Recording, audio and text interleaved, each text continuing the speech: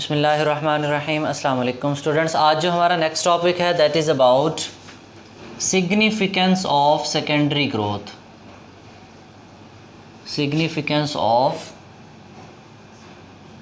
Secondary growth.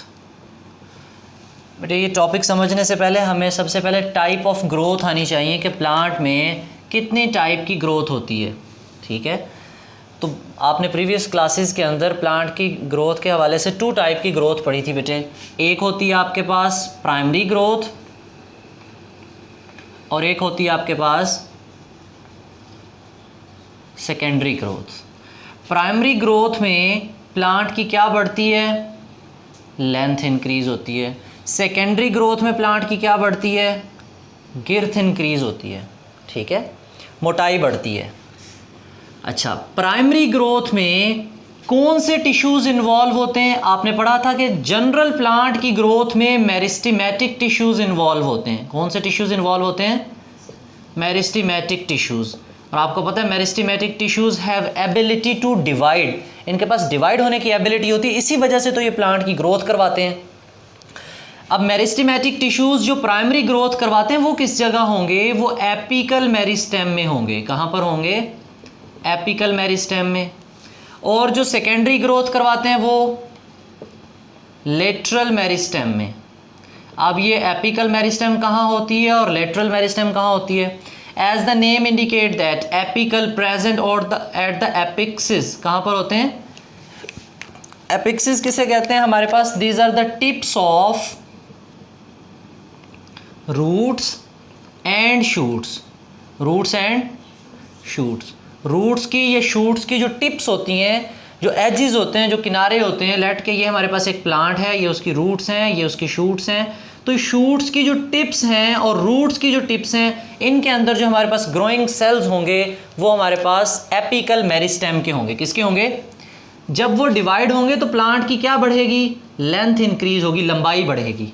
This is called primary growth. This is called बेटे, इस primary growth में ही जितने भी बेसिक टिश्यूज़ बनने हैं वो बन जाएंगे। क्या बन जाएंगे? बेसिक टिश्यूज़ बन जाएंगे।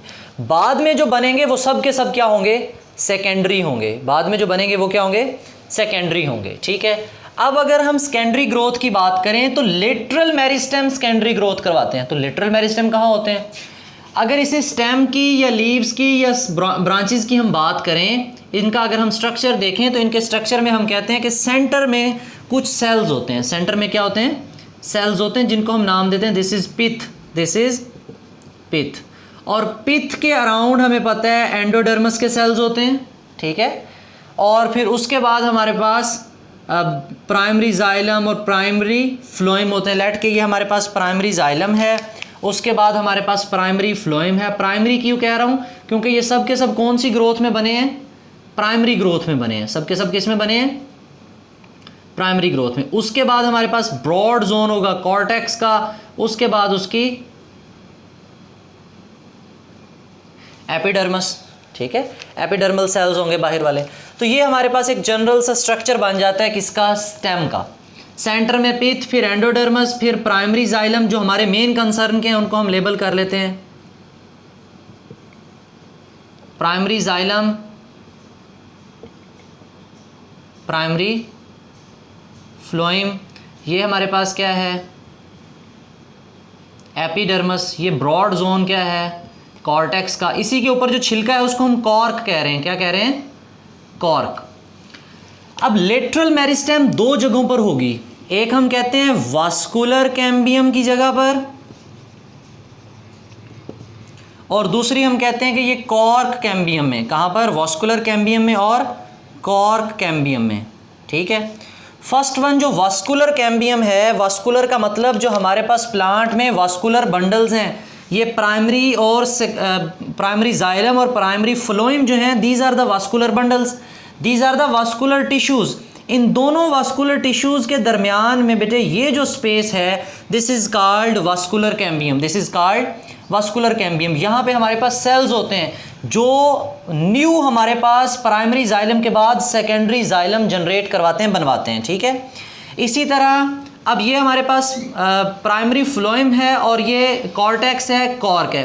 कॉर्क के और कॉर्टेक्स के यहाँ पे जो दरमियान में सेल्स होंगे जो इसको ग्रो करवाएंगे उनको हम कहते हैं दीज आर द उस स्पेस का नाम है कॉर्क कैम्बियम। और कॉर्क कैम्बियम में कौन से सेल्स होंगे? लेटरल मेरिस्टेम के सेल्स होंगे।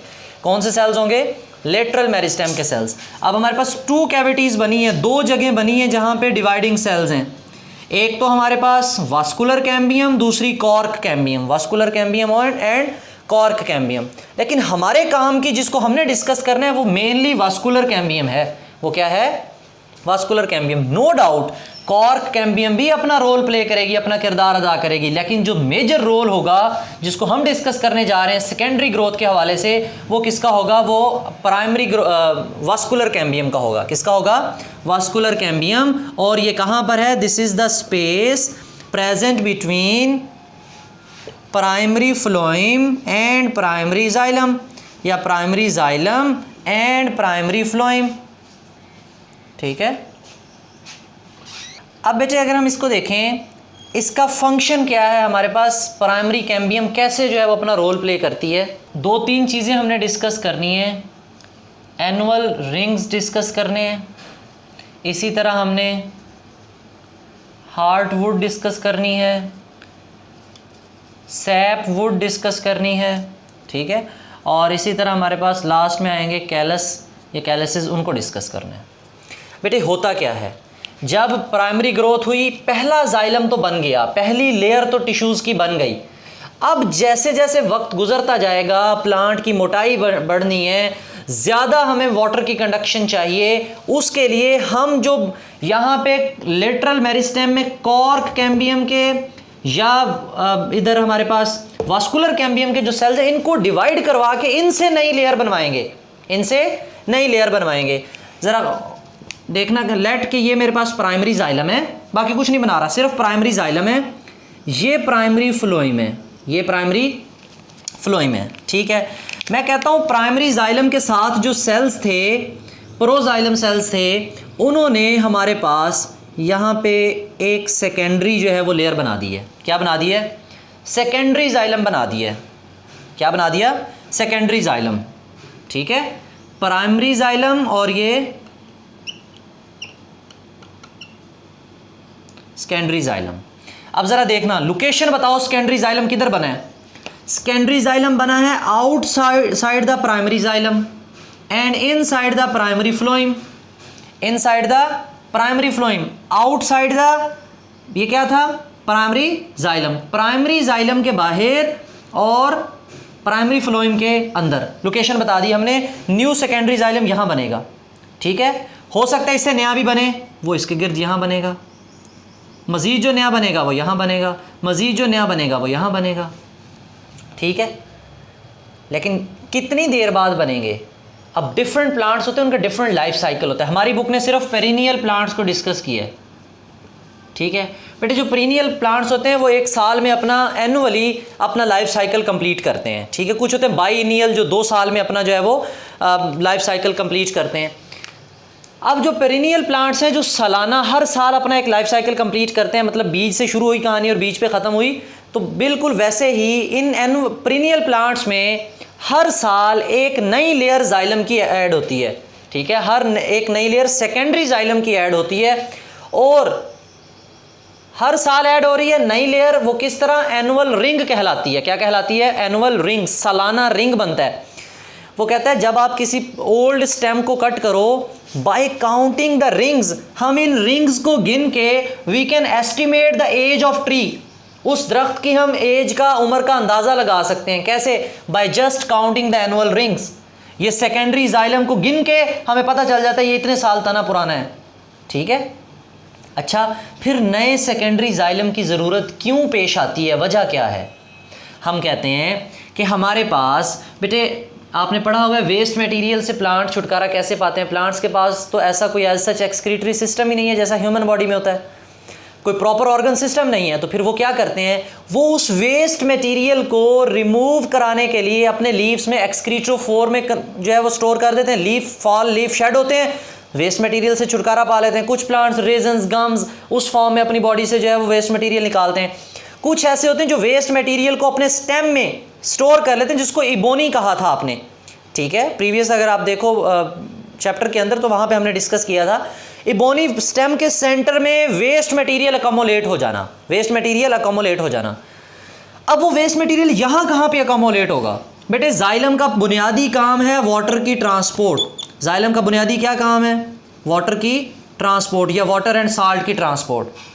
होगा क्या, जो पुराना जाइलम था, लेट के ये पुराना जाइलम है, इसमें वो वेस्ट मटेरियल अकोमोलेट होना शुरू हो गया, जमा होना शुरू हो गया। एक वक्त ऐसा आएगा कि ये जो प्राइमरी जाइलम है ये जो है वो क्लोज हो जाएगा, मतलब बंद हो जाएगा, इसमें वाटर ट्रांसपोर्ट पॉसिबल नहीं होगी। वाटर ट्रांसपोर्ट पॉसिबल नहीं होगी। क्यों पॉसिबल नहीं है? क्योंकि उसके अंदर वेस्ट मटेरियल जमा हो गया। क्या जमा हो गया? Waste material. Due to accumulation of this waste, इस वेस्ट के अकोमोलेट हो जाने की वजह से यहाँ पे अब वाटर की कंडक्शन, वाटर की ट्रांसपोर्ट पॉसिबल नहीं है। The transport of the water, water की ट्रांसपोर्ट इज लिमिटेड, रह गई है, बच गई है सिर्फ आउटर टिश्यूज में। किस में रह गई है? The water transport is just limited to the outer tissues, इन आउटर टिश्यूज में रह गई है। अंदर वाला जाइलम बंद हो गया, इबोनी हो गई, वेस्ट मटेरियल जमा हो गया। This xylem is no more for the conduction of water. लेकिन बाहर वाली साइड पे जो सेकेंडरी जाइलम की लेयर्स हैं उनमें वाटर ट्रांसपोर्ट हो सकता है। तो हर साल पुरानी ब्लॉक होती रहेंगी, नई जनरेट होती रहेंगी, ताकि वाटर की कंडक्शन भी हो जाए, वेस्ट मटेरियल भी सेव हो जाए, एनुअल रिंग्स भी बन जाए। ठीक है, इसी तरह अब इसी की बुनियाद पे 2 टाइप की वुड हमारे पास बनेगी, एक हार्ट वुड, एक सेंटर। हार्ट वुड जो बिल्कुल सेंटर में होगी, जिसमें पानी शानी ट्रांसपोर्ट नहीं होगा, जिसमें पानी ट्रांसपोर्ट नहीं होगा, मतलब जो नॉन कंडक्टिंग वुड है। कैसी है? नॉन कंडक्टिंग मीन जिसमें से पानी ट्रांसपोर्ट नहीं हो रहा, जो बंद हो गए हैं प्राइम जाइलम, तो non conducting would is called hard would. और जो बाहर वाली आउटर वुड है, आउटर जाइलम के रिंग हैं, जो एक्टिव हैं, जो पानी को ट्रांसपोर्ट कर सकते हैं, पानी जमा साल्ट, वाटर और साल्ट्स को जो है वो ले जा सकते हैं, उसको वाटर प्लस साल्ट के सॉल्यूशन को हम सैप सॉल्यूशन कहते हैं। तो सैप को कंडक्ट करने के जो एबल होंगे सेकेंडरी जाइलम, उनको हम कह देंगे ये सैप वुड है। और एक ओवरऑल हम जनरल बात किया करते हैं, ऑल वुड इज जाइलम, सारी की सारी लकड़ी जाइलम है, ऑल वुड इज जाइलम। इसी वजह से क्योंकि most of the portion secondary xylem जो है वो कंट्रीब्यूट कर रहे हैं स्टेम में। और लास्ट में हमारे पास सेकेंडरी ग्रोथ में आ जाते हैं कैलिसेस। क्या आ जाते हैं? कैलिसेस। कैलिसेस क्या होते हैं? बेटे जब किसी प्लांट को कट लगता है, वाउंड कर दिया जाए, जख्मी कर दिया जाए, या कहीं बडिंग या ग्राफ्टिंग की टेक्निक है, नया स्टेम वहाँ पे जोड़ रहे हो आप, तो वहाँ पे दोबारा ग्रोथ होगी, कनेक्शन होगा, वेल्डिंग का प्रोसेस होगा, जुड़ेंगे आपस में। जुड़ने के लिए आपने 2 किस्म के सेल्स पढ़े हैं जो बाद में प्राइमरी ग्रोथ तो हो गई, लेकिन सेकेंडरी ग्रोथ में कॉर्क कैम्बियम या वास्कुलर कैम्बियम, ये वास्कुलर कैम्बियम का रोल था। और मेजर जो कॉर्क कैम्बियम का रोल है वो किस में आएगा? वो कैलिसिस फॉर्मेशन में आएगा। तो जो दरख्तों को हमारे पास वाउंड लगते हैं, जख्म लग जाते हैं, तो वो मुंदमिल हो जाता है, वहाँ पे सेल्स दोबारा रीग्रो कर जाते हैं। वो किस वजह से रीग्रो करते हैं? Due to secondary growth, due to cork cambium. Cork cambium के सेल्स एक्टिव हैं, डिवाइड हो सकते हैं। ठीक है, डिवाइड होके उस वाउंड को फिल कर देंगे, या आपके पास कोई बडिंग या ग्राफ्टिंग टेक्निक है, उसमें जो नए सेल्स आपको रिक्वायर हैं वो बन जाएंगे। क्लियर बेटे? ये थी आपके पास सिग्निफिकेंस ऑफ सेकेंडरी ग्रोथ। इसमें मेन चीज़ें हमने पहले टाइप ऑफ ग्रोथ डिस्कस की, फिर हमने हार्डवुड, सैपवुड डिस्कस किया, एनुअल रिंग्स कौन बनाता है, सेकेंडरी जाइलम लोकेशन बताई, प्राइमरी जाइलम के बाहर बनेंगे, प्राइमरी फ्लोएम के अंदर बनेंगे, हर साल एक बनेगा। अब पेरेनियल प्लांट्स में पुराने किधर जाएंगे? पुराने बंद हो जाएंगे, उनमें वेस्ट मटेरियल अकोमोलेट हो जाता है। क्लियर? बट इस होल टॉपिक में आपका कोई क्वेश्चन हो तो आप कमेंट सेक्शन में पूछ लीजिएगा। थैंक यू, अल्लाह हाफिज़।